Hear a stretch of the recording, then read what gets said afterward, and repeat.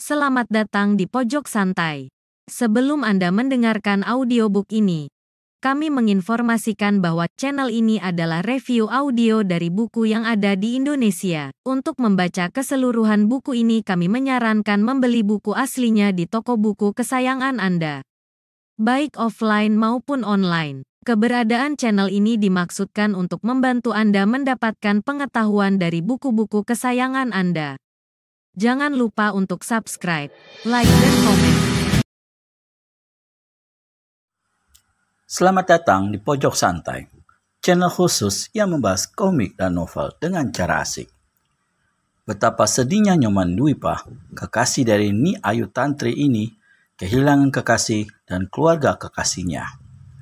Dia pun berencana menuntut balas. Berhasilkah dia? Yuk langsung saja disimak video berikut ini.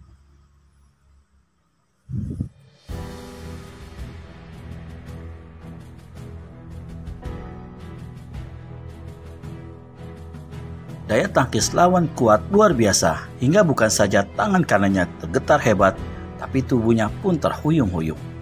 Kalau saja tangan kirinya tidak berpegang pada tali kekang kuda, mungkin sekali dia terpelanting jatuh. Dan yang lebih mengejutkan, serta membuat pemuda ini mengeluh dalam hati, ialah sewaktu melihat bagaimana bagian yang tajam dari kerisnya, yang cuma bereluk 7, telah gompal dihantam keris lawan dalam bentrokan senjata tadi. Mengetahui sampai di mana tingkat kepandaian lawan, maka tertawalah Cokodeh Gede Jantra, pekakakan saya melontarkan ejekan.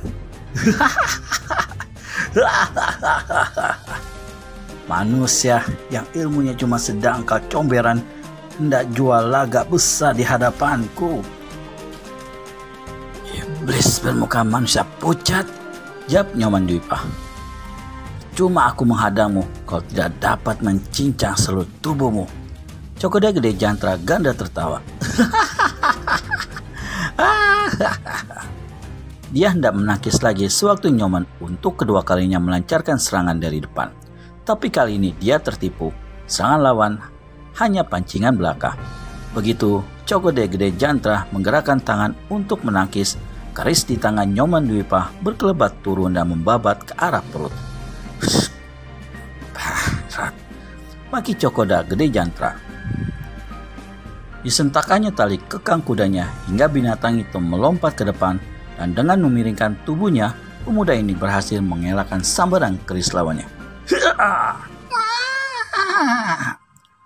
Namun Nyoman Dwipa rupanya tidak kepalang tanggung. Dengan amat cepat, pemuda ini susulkan satu tendangan kaki kanan. Masih untung Cokodeh Gede Jantra sempat berkelit, tapi kuda tunggangannya bernasib sial. Tendangan Nyoman Dwipa mendarat tepat di leher binatang itu. Kuda ini meringkik keras, mengangkat kedua kaki depannya tinggi-tinggi ke atas, dan membuat penunggangnya terpelanting jatuh ke tanah. Cokodeh Gede Jantra, seorang pemuda turunan bangsawan yang telah menuntut ilmu silat dan kebatinan, serta kesaktian pada seorang sakti di puncak Gunung Agung bernama Soro Blungbung. Di Pulau Bali, pada masa itu terdapat 3 orang tokoh silat kawakan yang sangat tinggi ilmu silat dan kesaktiannya. Salah seorang di antaranya ialah Sora Blungbung. Kemudian Waralang Jarda yang diam di Danau Batur. Karena dia sering mengembara, maka jarang sekali dia berada di danau tersebut. Tokoh silat ketiga bernama Menak Putuwengi.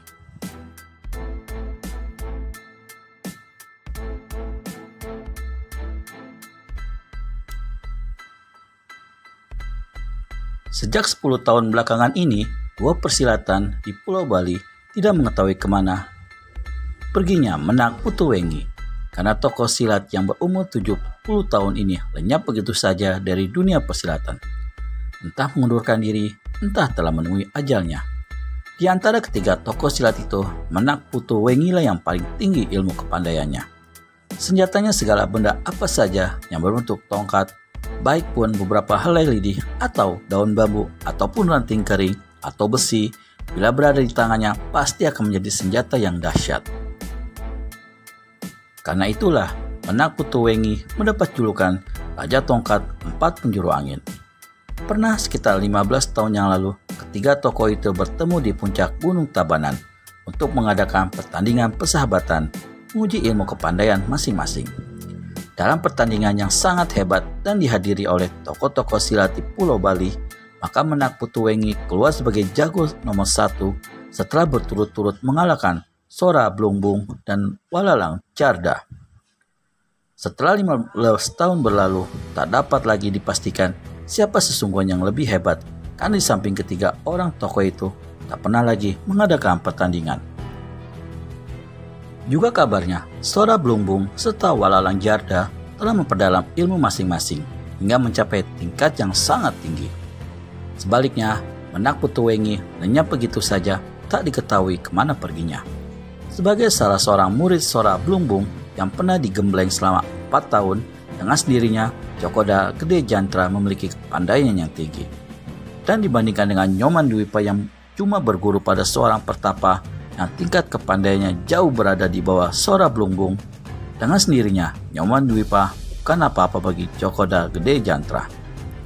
Tapi karena kurang hati-hati, meski tingkat kepandaiannya jauh lebih tinggi dari Cokoda Gede Jantra, kena juga dihantam lawan, meski kudanya yang menjadi korban.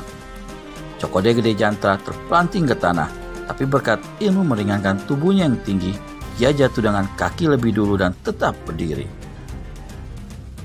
Kemarahan membuat darahnya seperti mendidih. Setan alas, kematianmu tak dapat ditawar-tawar lagi. Cokoda Gede Jantra melompat ke muka, tangan kiri kanan berkelebat cepat dalam satu jurus yang hebat. Nyoman Dwipa terkejut ketika melihat bagaimana kecepatan gerak lawannya membuat tubuh Cokoda Gede Jantra laksana lenyap. Dia cuma merasakan sambaran angin yang deras dari kiri kanan, maka cepat-cepat pemuda ini melompat turun dari kudanya. Dua suara itu terdengar hampir bersamaan. Yang pertama, suara robeknya pakaian Nyoman Dwipa disambar ujung keris Brajaloka. Sedang suara kedua ialah suara pukulan dahsyat yang menghantam kepala kuda hitam milik Nyoman Dwipa. Binatang ini rubuh dengan kepala pecah, melejang-lejang beberapa ketika lalu tak bergerak lagi. Haha, kudamu sudah duluan Nyoman Dwipa. Dia akan menunggumu untuk membuat tuannya ke neraka. Ejek Cokoda Gede Jantra. Sebenarnya, sejak bentrokan senjata pertama kali tadi, Nyoman Dwipa telah memaklumi bahwa tingkat kepandaian ilmu silat dan tenaga dalam Cokoda Gede Jantra bukanlah lawannya. Tapi untuk membatalkan niat yang menuntut balas, tentu saja pemuda itu tidak sudi. Lebih baik mati secara jantan daripada lari atau menyerah secara pengecut. Dengan mengeluarkan suara bentakan yang keras, Cokoda Gede Jantra berkelebat ganas. Seperti tadi, kedua tangannya bergerak cepat. Nyoman Dwipa bertahan mati-matian. Dalam jurus itu, dia berhasil mengelakkan seluruh serangan lawan. Namun pada jurus berikutnya, satu sampokan yang bertenaga besar sekali membuat dia tak dapat lagi mempertahankan kerisnya. Senjata itu terlepas mental dihantam senjata lawan.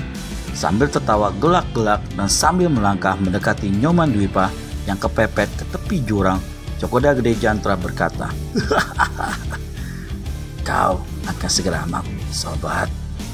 Dan kau tahu betapa mengerikannya kematian itu. Kau lihat keris Brajaloka yang terbuat dari emas di tanganku ini. Sebentar lagi sobat, berapa detik lagi kau akan segera pergi ke neraka. Ke neraka." Cokoda Gede Jantra mengangkat tangannya yang memegang keris tinggi-tinggi. Sementara dalam keadaan kepepet ke tepi jurang itu, Nyoman Dwipa berusaha mencari jalan agar dapat menyelamatkan diri. Kalau lawan menyerang dia sudah nekat untuk menyerbu ke muka dengan tangan kosong, menarik tubuh Cokoda Gede Jantra dan sama-sama menghambur masuk jurang. Itu adalah cara yang paling baik menurut Nyoman Dwipa, asal saja dia benar-benar bisa melakukannya. Jarak kedua orang itu semakin pendek dan kini cuma tinggal 4 langkah saja lagi. Antara Nyoman dengan tepi jurang di tikungan jalan itu hanya 1,5 langkah saja. Nyoman Dwipa memutuskan untuk tidak mundur lebih jauh. Dia menunggu dengan kedua tangan terpentang dan mata memandang tajam-tajam ke muka menunggu kesempatan yang ada. Mendadak, Cokoda Gede Jantra hentikan langkahnya dan kembali dia tertawa gelak-gelak. Bila suara tertawa itu dihentikannya, maka berkatalah dia, "Tidak, aku tak akan dengan keris ini. Kau harus mati dalam kengerian yang luar biasa, sobat." Pernahkah kau memikirkan bagaimana ngerinya bila jatuh ke dalam jurang di belakangmu itu? Kematian menunggumu di batu-batu cadas di bawah sana. Tapi selagi tubuhmu melayang menuju detik-detik kemak itu, kau akan dikungkung kengerian yang luar biasa. Nyoman Dwipa menggeram mendengar ucapan dan maksud Cokodegede Jantra yang ganas itu. Dia tak bisa menunggu lebih lama. Saat itu juga dia harus bertindak. Harus menyerbu, merangkul tubuh lawannya walau apapun yang terjadi. Maka tanpa menunggu lebih lama, Nyoman Dwipa segera melompat ke hadapan lawannya. Cokodegede Jantra mendengus. Dengan seringai maut tersungging di mulutnya, pemuda ini memukulkan tangan kirinya ke depan. Nyoman Dwipa merasakan satu sambaran angin laksana badai hebatnya. Bagaimanapun dia berusaha untuk tidak tersapu angin dahsyat itu, tapi sia-sia belaka. Bisakah Nyoman Dwipa menarik serta Cokodegede Jantra masuk ke dalam jurang? Temukan jawabannya di video selanjutnya hanya di channel Pojok Santai. Segera subscribe dan tekan tombol lonceng untuk mendapat notifikasi video terbaru dari kami. Terima kasih dan sampai bertemu kembali.